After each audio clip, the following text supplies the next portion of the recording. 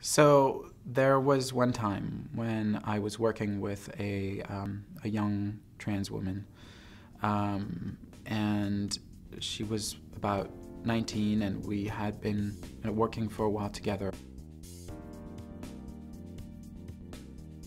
In the conversation, I said, "So, as a trans woman," and then I asked her a question. She stopped me and she said, "I don't identify as a trans woman."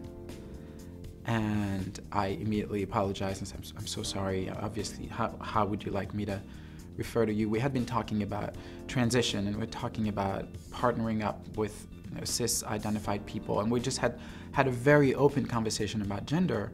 And somehow it was the first time that I was making the decision myself to label her a certain way.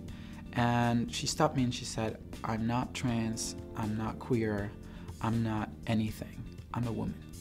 And really, that's how I see myself.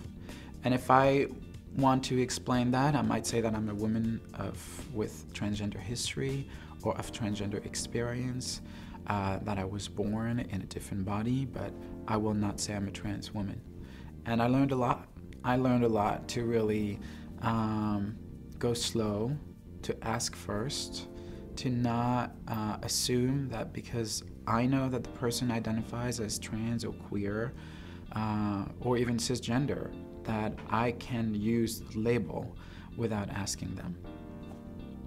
I wish that the basic distinction of biological sex and gender identity and gender expression and sexual orientation was actually more integrated, and that we all knew that, and that all teachers, when they come to teach, even pre-K and kindergarten and first grade, know that because someone is assigned a certain sex, it doesn't mean that it translates into their gender of identification or their gender expression. So just that simple distinction, biological sex is not gender identity and vice versa, is something I hope was taught everywhere.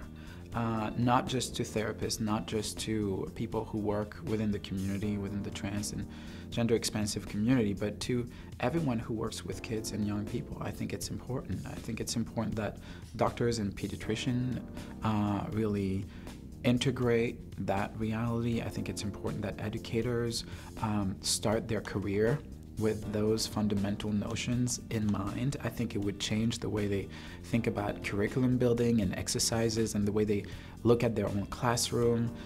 So that's one conversation that I think is worth having more. Well, when parents start this journey, when parents come to us and want to help their kid, I think at the beginning they often feel very helpless. A lot of their distress and a lot of their anxiety, a lot of their fears come from the fact that they all of a sudden discover that their kid might not identify in the same community that the one they affiliate with, or are going to have a life that they can't quite prepare them from.